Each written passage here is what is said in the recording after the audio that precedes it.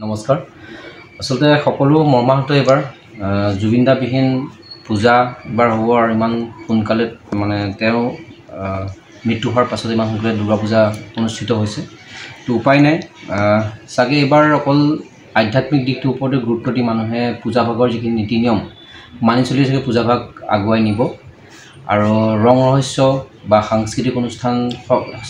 চাগে দেই মোৰ নিজৰহে মানে মত বাকি সকলো নিজৰ মত চাগে এবাৰ ইমান ৰং ৰহস্য নকৰে চাগে সাংস্কৃতিক অনুষ্ঠান অনুষ্ঠিত নকৰিব মই ভবাত দেই তেনেকৈ চাগে দুৰ্গা পূজা ভাগ আগুৱাই নিব কিন্তু পূজাৰ যিখিনি আধ্যাত্মিকতা বা নীতি নিয়ম সেইখিনিতো পূজা কৰিবই লাগিব কিন্তু যিখিনি বৰ্তমান যদি পৰিস্থিতি অসমৰ কোনেও ৰং ৰহস্য কৰি পেলাই যে দুৰ্গা পূজাখিনি আগবঢ়াই নিব মই ভবা নাই কেতিয়াও পূজা পালন মানে পূজাটো এবাৰ সম্পূৰ্ণ ৰং ৰহস্য বাদ দি খালি বাহ্যিকতা কোনো নাথাকে আমি ভাবিছোঁ যে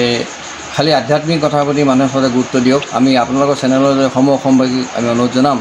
যে আমাৰ হিয়াৰ আমঠু জুবিন গাৰ্গৰ মৃত্যুৰ প্ৰতি আমি শ্ৰদ্ধা জনাইছোঁ আৰু সেই শ্ৰদ্ধা জনাই ইতিমধ্যে আপোনালোকে গম পাইছে দেৰগাঁও কেন্দ্ৰীয় ৰাজহুৱা দুখ উৎসৱ উদযাপন সমিতিয়ে আমি এখন গীটাৰ নিৰ্মাণ কৰিছোঁ জুবিনৰ নামত আমাৰ আজি পেণ্ডেল আমি উৎসৰ্গা কৰিছোঁ গতিকে আমি আশা কৰিম অসমবাসীৰ ৰাইজে সকলোৱে যেন এই আনন্দ উৎসৱ পৰিহাৰ কৰি মানে নীতিগতভাৱে বৈদিক কৰ্মখিনি আচলতে গুৰুত্ব দিয়ে তাৰ বাবে সকলো অসমবাসী ৰাইজক মই আহ্বান জনাওঁ এইবাৰে দুৰ্গা পূজা আহি পাইছে কিন্তু এই দুৰ্গা পূজা উৎসৱতো অসমবাসী ৰাইজৰ মনটো ভাল নহয় মই কেইবাজনৰ লগত কথা পাতিছোঁ কিন্তু চবেই কৈছে দাদা ওলাই যাবলৈ মন নাই আৰু বজাৰতো আমি দেখিবলৈ পাইছোঁ যে তাত কোনো ভিৰ নাই বা ৰাইজৰ মাজত উৎসাহ নাই যে আমি জুবিন গাৰ্গক হেৰুৱাইছোঁ পূজাৰ ঠিক আগমুহূৰ্তত আৰু চবৰে মন দুখী হৈ আছে আৰু চবেই এইটো বিচাৰিছে যে জুবিনে ন্যায় পাব লাগে আৰু দুখীক শাস্তি হ'ব লাগে প্ৰথম কথা জুবিনবিহীন দুৰ্গা পূজা কিছু পৰিমাণে সেমেকা হোৱা পৰিলক্ষিত হৈছে দেৰগাঁৱেই নহয় সমগ্ৰ অসমত আৰু অসমবাসীয়ে এইটো কল্পনাই কৰিব পৰা নাছিল যে জুবিন গাৰ্গবিহীন এটা দুৰ্গা পূজা এই বছৰ আমি উদযাপন কৰিব লগা হ'ব পাৰে আৰু সেইটো অসমবাসীৰ অন্তৰত দুখ আছে কাৰণ তেওঁ অসমীয়াৰ হিয়াৰ আমঠু অসমীয়া বা স্বাভিমান অসমবাসীৰ বাবে এটুকুৰা হীৰা তেওঁ অলপতে তেওঁৰ যি স্বৰ্গগামী হ'ল অসমবাসী এতিয়াও ম্ৰিয়মান হৈ আছে শোকত ম্ৰিয়মান হৈ আছে কিন্তু আমি দুৰ্গা পূজা পাতিব লাগিব আমাৰ সেইটো পৰম্পৰা আৰু দেৰগাঁওবাসীও প্ৰস্তুত হৈছে সমগ্ৰ অসমবাসীৰ লগতে আৰু আমি আশা ৰাখিম যে দেৱী দুৰ্গাৰ শ্ৰীচৰণত জুবিন গাৰ্গে স্থান পায় দুৰ্গা পূজা বুলি ক'বলৈ গ'লে আচলতে আমাৰ সমগ্ৰ অসমবাসীৰ ওপৰত এটা ডাঙৰ প্ৰাকৃতিক দুৰ্যোগ ভাঙি পৰাৰ নিচিনা হৈছে যেনে নেচাৰেল কেলামিটি হ'লে যেনেকৈ মানুহৰ মানে নিজৰ গোটেই একো নাইকিয়া হৈ যায় আমি অসমীয়া হিচাপে এতিয়া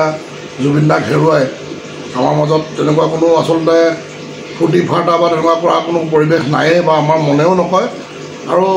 সঁচা কথা ক'ব গ'লে যিটো আমাৰ এতিয়া লোকচান হ'ল অসমীয়া জাতিটোৰ সেই লোকচানটো ভৰপাই চাগে আমাৰ এই কত বছৰ লাগি যাব আমি কৰিব পাৰিম তেতিয়া আৰু পাৰিম নে নোৱাৰিম সেইটো খাটাং নহয় গতিকে তাৰ মাজতে পূজা ভাগো আমাৰ এটা নিজৰ মানে ধৰ্মৰ এটা ধৰ্মীয় বস্তু গতিকে মই শুভেচ্ছা বুলি নিদিওঁ কিন্তু সমগ্ৰ অসমবাসীক এই দুখৰ মাজতো ধৈৰ্য ৰাখি যিকোনো অলাগতিয়াল কোনো কাম একো নকৰি ধৈৰ্য ৰাখি নিজৰ আনুষ্ঠানিকতা ৰক্ষা কৰি নিজৰ ধৰ্ম ৰক্ষা কৰি একদম অনুষ্টুপীয়াকৈ পূজা ভাগৰ নিয়মৰ যিকেইটা বস্তু পূজা ভাগৰ যিকেইটা দৰকাৰী বস্তু সেই দৰকাৰী কামটোহে কৰিবলৈ মই অনুৰোধ জনাম আৰু তাৰ বাহিৰে বিশেষ যিবোৰ হৈ হোল্লা যিবোৰ পৰিৱেশ বা আগতে যেনেকৈ পূজাত কোনোবাই ফাংচন পাতে বা কিবা তেনেকুৱা হয় তেনেকুৱা যাতে পৰিৱেশ মানুহে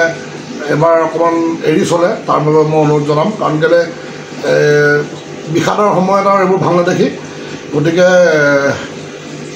দুৰ্গা পূজা বুলি মই মানুহক এটা দুৰ্গোৎসৱৰ পৰা শুভেচ্ছাটো এনেকৈয়ে জনাইছোঁ লগতে কিন্তু এইটো আমি পাহৰি যাব নালাগে যে জুবিনদাৰ যিটো ক্ষতি হৈছে আমাৰ জাতিটোৰ কাৰণে সেই ক্ষতিটো যেন আমি নপঢ়াকৈ যিকোনো কাম আমি কৰোঁ তাৰ বাবে মই বিনম্ৰ অনুৰোধ জনাম ৰাইজৰ ওচৰত ধন্যবাদ। অসমৰ নপুৰণি পৰিচালিত সাপ্তাহিক কবচে আয়োজন কৰিছে এখন কাব্যগ্ৰন্থৰ প্ৰতিযোগিতা।